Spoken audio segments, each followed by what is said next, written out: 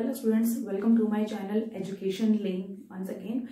So let us start with the few definitions or the few terms which will be very important for you, जो कि हम आगे हमारे helpful रहेंगे. जैसे कि हमारा बेसिक डेफिनेशंस लाइक ग्रेडियंट क्या होता है, कर्ल क्या होता है, डाइवर्जेंट क्या होता है.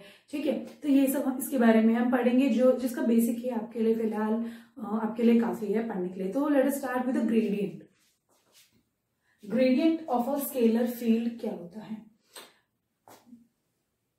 हमने कंसीडर किया दो लेवल सरफेसेस. लेवल सरफेसेस का मतलब है एक के ऊपर एक ऑलमोस्ट, मतलब जो लेवल है उनका वो सेम है, वो कम ज्यादा नहीं है. ठीक है, दो लेवल सरफेसेस हमने कंसीडर करे P और Q. ठीक है, P और Q जो है वो पॉइंट है. Basically level surfaces are 1 and 2. ठीक है, सरफेस 1 पर एक पॉइंट P कंसीडर किया एंड सेकेंड सरफेस पे एक पॉइंट Q कंसीडर हमने किया है. तो ये वाला जो आपका है फर्स्ट सरफेस, उस पर स्केलर फंक्शन जो एक्ट कर रहा है वो है फाई. फाई जो है एक स्केलर फंक्शन है जो कि किसके लिए है, फर्स्ट सरफेस के लिए. Second surface phi plus d phi है. ठीक है, अब देखो, consider two surfaces corresponding to scalar field. अब हमें दो हमने कंसीडर कर लिए फाई और d, phi plus d phi. अब ये जो दो सरफेसेस हैं आपके, अब हमें ये बताना है कि पॉइंट P और पॉइंट P के Q के बीच में कोई डिस्प्लेसमेंट होगा, कोई डिस्टेंस होगा. तो डिस्प्लेसमेंट मतलब द शॉर्टेस्ट पाथ. ठीक है, तो अब हमें निकालना है कि शॉर्टेस्ट पाथ क्या होगा. और ये जो है हमारे स्केलर फील्ड्स भी चेंज हो रहे हैं. ठीक है, तो अब हम कंसीडर करेंगे इन दोनों के बीच में कि पोजीशन वेक्टर हमारा कुछ ना कुछ है. Rate of change of phi with distance between P and Q. जो रेट ऑफ चेंज है, अब फाई जो है वो चेंज हो रहा है. फाई कहां से जा रहा है, फाई इस पे फाई है, इस पे फाई प्लस डी फाई है, तो वो चेंज हो रहा है.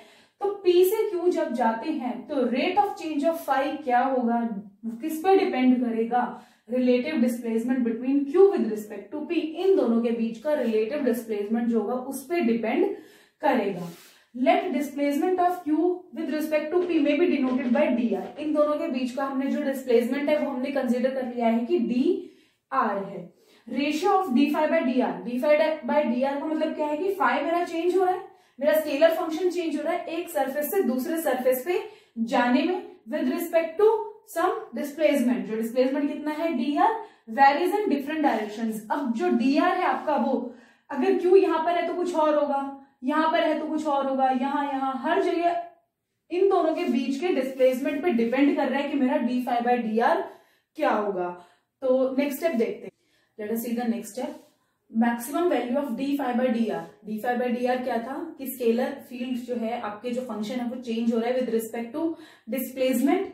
It is called gradient of phi. अब ये जो d phi by d r है इसी को क्या बोलते हैं, gradient of phi at point P. It has unique direction so it is a vector quantity. इसकी डायरेक्शन जो है वो फिक्स्ड है, ऐसा नहीं है कि वो हर डायरेक्शन में फिक्स्ड है. तो इसका मतलब क्या है, it is a vector quantity.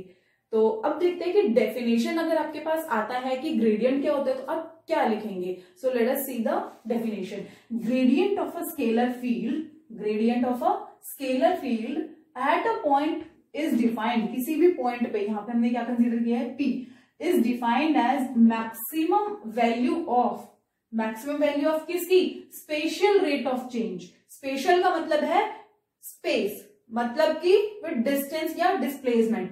Special rate of change of scalar field मतलब ये जो है इसके रिस्पेक्ट में, और scalar field function at that point, कहां पे, P पे. तो ग्रेड फाई मेरा क्या हो जाएगा, d phi by d r r max. ये आर वेक्टर में ये इसका मतलब क्या है, कैप का मतलब क्या है कि इसकी एक पर्टिकुलर फिक्स्ड डायरेक्शन है और ये एक वेक्टर क्वांटिटी हो गई है. अब dr इज मिनिमम. अब ये वाली जो वैल्यू मैक्सिमम कब होगी आपकी, जब dr मिनिमम होगा तो आपकी ये पूरी वैल्यू मैक्सिमम होगी. तो d phi by d r is maximum. जब हमने कैलकुलेशंस करी, हमने किसी लेवल सरफेसेस पे हमने जब इसको अप्लाई किया तो हमारा जो ग्रेड फाई आया था वो क्या आया था, normal to the level surface. मतलब कि जो इनके बीच में मिनिमम डिस्प्लेसमेंट है, क्या ये मिनिमम तब नहीं आएगा ये डिस्प्लेसमेंट जब ये बिल्कुल इसके ऊपर होगा. बिल्कुल मान लो Q जो है वो यहाँ पे होगा, यहाँ पर होगा, यहां से ये डिस्टेंस ज्यादा है, हर जगह ज्यादा होगा, यहाँ पे हर पॉइंट पे जो है आपका पी क्यू जो है वो ज्यादा होगा और नॉर्मल में आपका सबसे कम होगा। तो जब डी आर आपका मिनिमम हो जाएगा तो d phi by d r आपका मैक्सिमम हो जाएगा। तो ग्रेड फाई आपका यह फॉर्मूला आपको ढंग से देखना है कि ग्रेड फाई का मतलब क्या होता है। ठीक है, चलिए नेक्स्ट हम देख लेते हैं हमारा कर्ल, डाइवर्जेंस, इन सब का मीनिंग क्या होता है और फ्लक्स। इसके बाद अभी हम फ्लक्स के बारे में देखते हैं कि फ्लक्स क्या होता है।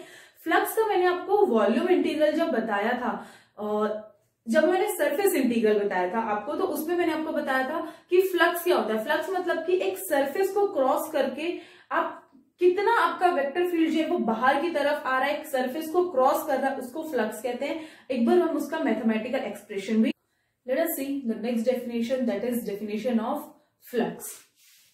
फ्लक्स मैं आपको ऑलरेडी समझा चुकी हूं, तो डायरेक्टली आपको नोट्स में कैसे लिखना है, कैसे इसकी डेफिनेशन लिखनी है हम देखते हैं।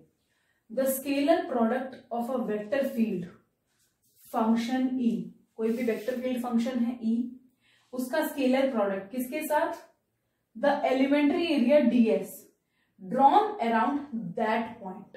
ds जो उसी, जैसे फॉर एग्जांपल ये आपका ई है, ये आपका ds एरिया है और ये आपका ई है, तो इसी पे एरिया है, area ds drawn around that point is called flux of E, इसको फ्लक्स बोलते हैं। फॉर एग्जांपल आपका ds वेक्टर इधर है, ठीक है, दोनों के बीच में एंगल है थीटा, ठीक है। फ्लक्स अब मेरा क्या हो गया, d phi small flux E dot ds, सिर्फ इसके लिए है। अगर मुझे पूरे सरफेस के लिए फ्लक्स चाहिए तो मैं क्या करूंगी, इंटीग्रेट कर दूंगी ओवर दी सरफेस। यही डेफिनेशन हमने पहले भी बताई थी आपको सरफेस इंटीग्रल में एज अ कंक्लूजन कि फाई जो फ्लक्स होगा वो क्या होगा, ई डॉट ds सरफेस इंटीग्रल। अगर मेरा सरफेस क्लोज होगा तो यहाँ पे क्या हो जाएगा, मेरा एक लूप बन जाएगा, ठीक है। Since E dot ds is equal to EDS cos theta, अगर दोनों को सेम डायरेक्शन में करना है दोनों को, तो इसको क्या लिखूंगी, ई डॉट ds क्या होता है, EDS cos theta, cos theta दोनों के बीच का एंगल, ई कॉस थीटा अलग लिख दिया, ds अलग, तो ई कॉस थीटा क्या है, component of E along ds, ds के अलोंग ई का कॉम्पोनेंट जो है वो है E cos theta and multiply by ds। तो डी फाई मेरा जो है, हम एक अलग से भी डेफिनेशन लिख सकते हैं कि जो फ्लक्स है वो क्या होगा, component of E along ds multiply by the that area vector, ठीक है। This is all about the flux. चलिए एक बार नेक्स्ट छोटा सा टॉपिक है, नेक्स्ट डेफिनेशन है बेसिकली, हम वो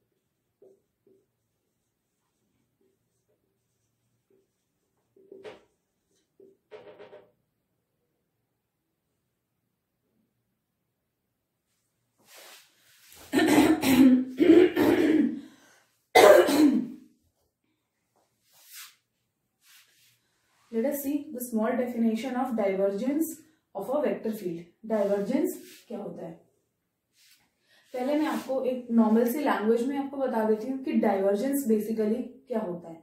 डाइवर्जेंस मतलब कि डाइवर्ज हो रहा है, ठीक है। तो वेक्टर जो कि कितना डाइवर्ज हो रहा है उस पर्टिकुलर एरिया में, उसको क्या बोलते हैं, डाइवर्जेंस। डेफिनेशन देखते हैं, समझते हैं कि कैसे आपको लिखना है और कैसे इसका मतलब क्या है।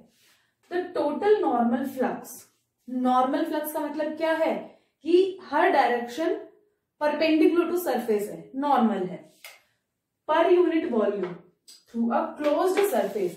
सरफेस जो है वो आपका क्लोज्ड सरफेस है।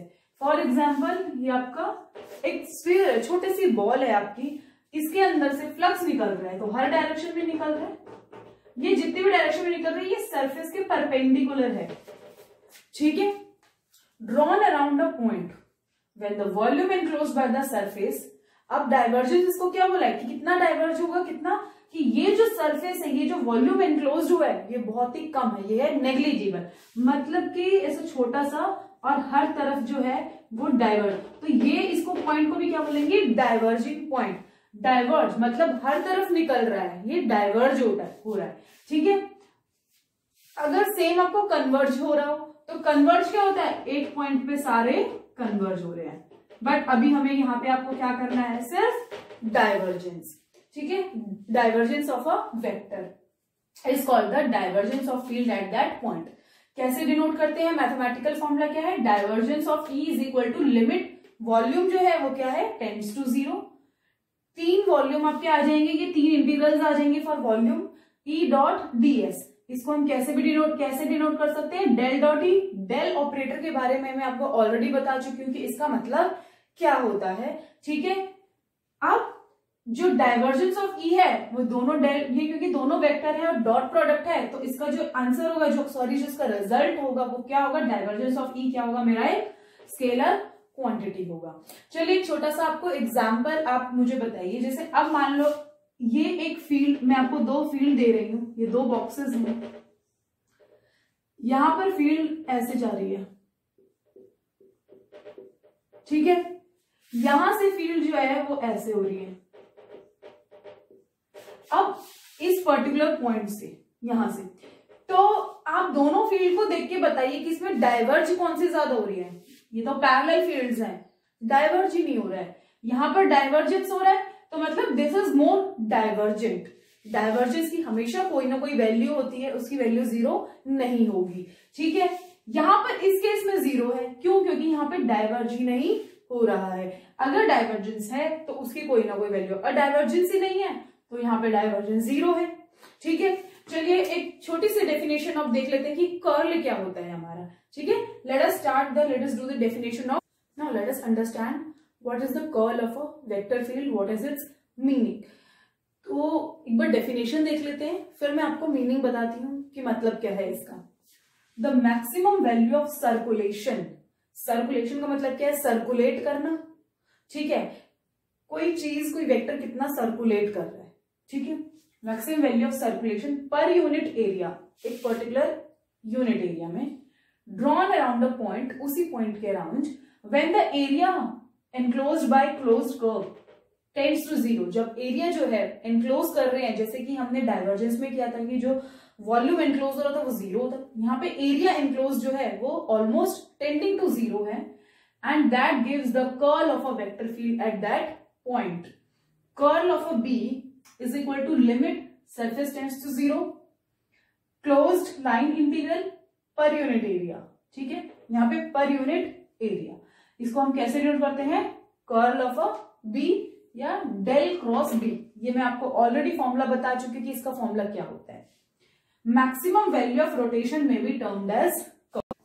तो देखो चलो मैं आपको समझाती हूँ कि कर्ल का मतलब क्या होता है। कर्ल मतलब कि वो कितना रोटेट कर रहा है। फॉर एग्जाम्पल आपको 2 सिचुएशन दी गई है, यहां पर एक वेक्टर जो है वो सर्कुलेट कर रहा है और एक जो वेक्टर फील्ड है वो इसी डायरेक्शन में, तो इसमें ज्यादा कर्ल किसका है, किसकी ज्यादा सर्कुलेशंस हैं, ये ऊपर वाले की है, तो इसका कुछ कर्ल है, इसमें देयर इज कर्ल, इसमें there is no curl, so curl is 0 है। एक सिंपल आपको एग्जांपल से समझाती हूँ। फॉर एग्जांपल एक बड़ा सा आपने पाइप लिया, पानी जो है वो फ्लो कर रहा है, ठीक है, यहां से कम है प्रेशर, प्रेशर बढ़ता जा रहा है, ऊपर की तरफ जो है आपका प्रेशर जो है पानी का बढ़ रहा है, नीचे लो है, ऊपर ज्यादा है। आपने एक व्हील को इस तरीके से रखा, ठीक है, आप इसके ऊपर जिगजैग जिगजैग ऐसे ये आपके मार्क्स बने हुए हैं यहां पर, और एक व्हील को आपने इस डायरेक्शन में रखा है। ये वाली आपकी कौन सी डायरेक्शन है, ये आपका फ्लो है। एक व्हील को आपने फ्लो के ऐसे रखा हुआ है और ये वाला जो व्हील है फर्स्ट वाला उसको आपने ऐसे रखा हुआ है, नीचे प्रेशर कम है, ऊपर प्रेशर ज्यादा है। तो इसमें से कौन से वाला व्हील जो है वो आपका रोटेट करेगा? ऑब्वियसली ये वाला व्हील आपका रोटेट करेगा। क्यों? क्योंकि यहां पर प्रेशर कम है, यहां पर प्रेशर ज्यादा है। यहां पर प्रेशर ज्यादा है तो ये इसको इधर फोर्स करेगा, ये इधर मूव करेगा और ये आपका रोटेट करेगा। तो यहां पर कुछ कर्ल हो रहा है, बट इन दिस केस आपका प्रेशर यहां है, यहां है, यहां है, ये रोटेट नहीं करेगा, ये सिर्फ क्या होगा, पुश बैक होगा। तो this is the simplest example of a curl. तो इसमें जो कर्ल हो रहा है वो कौन फॉलो कर रहा है? ये वाला व्हील फॉलो कर रहा है, ये वाला व्हील फॉलो नहीं कर रहा है। ठीक है, तो this is about the curl of a vector field. इन सबका आपका जो बेसिकली है डाइवर्जेंस और कर्ल को हम कार्टेशियन कोऑर्डिनेट्स में इनका मैथमेटिकल एक्सप्रेशन देखेंगे जो कि आपके सिलेबस में कवर्ड है। So thank you so much for watching my video. Please subscribe the channel Education.